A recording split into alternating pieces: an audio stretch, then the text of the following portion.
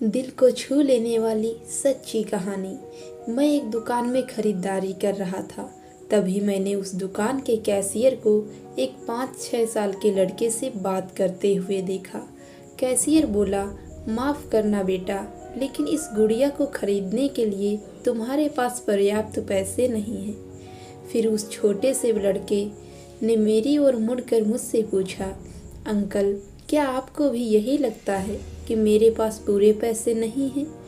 मैंने उसके पैसे गिने और उससे कहा, हाँ बेटे, यह सच है कि तुम्हारे पास इस गुड़िया को खरीदने के लिए पूरे पैसे नहीं हैं। वह नन्हा सा लड़का अब भी अपने हाथों में गुड़िया थामे हुए खड़ा था। मुझसे रहा नहीं गया। इसके बाद मैंने उसके पास जाकर उससे पूछा कि यह गुड़िया वह किसे देना चाहता है।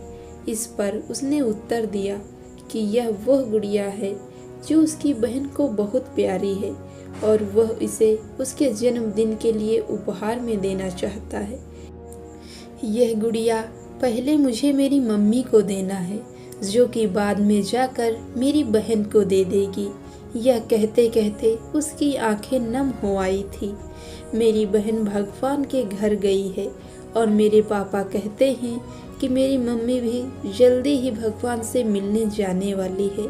तो मैंने सोचा कि क्यों ना वो इस गुड़िया को अपने साथ लेकर जाए, मेरी बहन को दे दे। मेरा दिल धक सा रह गया था। उसने ये सारी बातें एक सांस में ही कह डाली और फिर मेरी ओर देखकर बोला, मैंने पापा से कह दिया है कि मम्मी से कहना कि वो अभी ना जाए, वो मेरा दुकान से लौटने तक का इंतज़ार करें। फिर उसने मुझे एक बहुत प्यारा सा फ़ोटो दिखाया जिसमें वह खिलखिलाकर हंस रहा था। इसके बाद उसने मुझसे कहा, मैं चाहता हूँ कि मेरी मम्मी मेरा यह फ़ोटो भी अपने साथ ले जाए ताकि मेरी बहन मुझे भूल नहीं पाए। मैं अपनी मम्मी से बहुत प्यार करता हूँ और मुझे नहीं लगता कि वो मुझे ऐसे छोड़ने के लिए राज़ी होंगी। पर पापा कहते हैं कि उन्हें मेरी छोटी बहन के साथ रहने के लिए जाना ही पड़ेगा। इसके बाद फिर से उसने उस गुड़िया को गमगीन आँखों से खामोशी से देखा। मेरे हाथ जल्दी से अपने बटुए पर्स तक पहुँचे और मैंने उससे कहा, चलो एक बार और गिनती करके देखते हैं कि तुम्हारे पास गुड़िया के लिए पर्याप्त पैसे हैं या नहीं। उसने कहा, ठीक है, पर मुझे लगता है मेरे पास पूरे पैसे हैं। इसके बाद मैंने उससे नज़रें बचाकर कुछ पैसे उसमें जोड़ दिए और फिर हमने उन्हें गिनना शुरू किया। ये पैसे उसकी गुड़िया के लिए काफ़ी थे। यही नहीं, कुछ पैसे अतिरिक्त बच भी गए थे। नन्हे से लड़के ने कहा, भगवान का लाख लाख शुक्र है मुझे इतने सारे पैसे देने के लिए। फिर उसने मेरी ओर देखकर कहा कि मैंने कल रात सोने से पहले भगवान से प्रार्थना की थी कि मुझे इस गुड़िया को खरीदने के लिए पैसे दे देना ताकि मेरी मम्मी इसे मेरी बहन को दे सके, और भगवान ने मेरी सुन ली।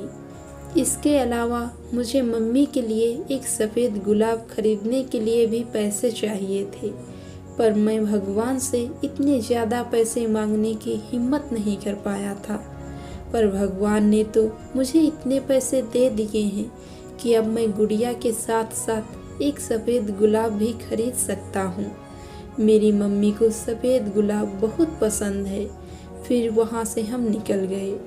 मैं अपने दिमाग से उस छोटे से लड़के को निकाल नहीं पा रहा था।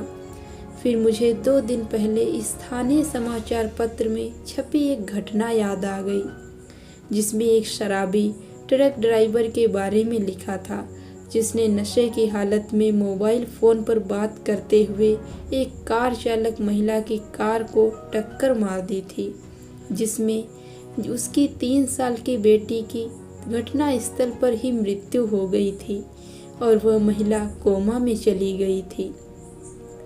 अब एक महत्वपूर्ण निर्णय उस परिवार को ये लेना था कि उस महिला को जीवन रक्षक मशीन पर बनाए रखना है अथवा नहीं, क्योंकि वह कोमा से बाहर आकर स्वस्थ हो सकने की अवस्था में नहीं थी। क्या वह परिवार इसी छोटे लड़के का ही था। मेरा मन रोम रोम कांप उठा।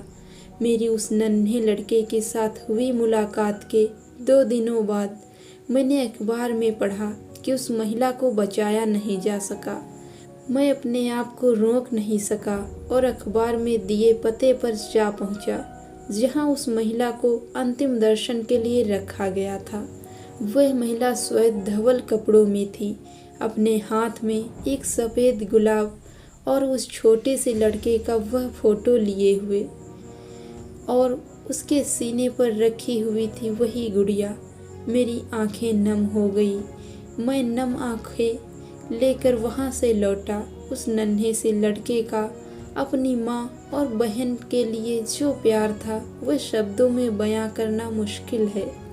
और ऐसे में एक शराबी चालक ने अपनी घोर लापरवाही से क्षण भर में उस लड़के से उसका सब कुछ छीन लिया था। इस कहानी से सिर्फ और सिर्फ एक पैगाम देना चाहती हूँ।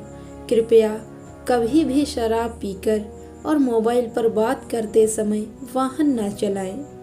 दोस्तों, आप सभी की क्या राय है कमेंट्स में ज़रूर बताइए। धन्यवाद।